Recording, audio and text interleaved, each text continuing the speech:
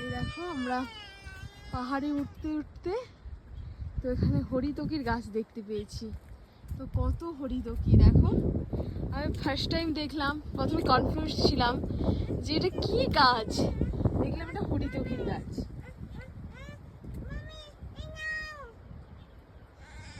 হ্যাঁ কনফার্ম 100%।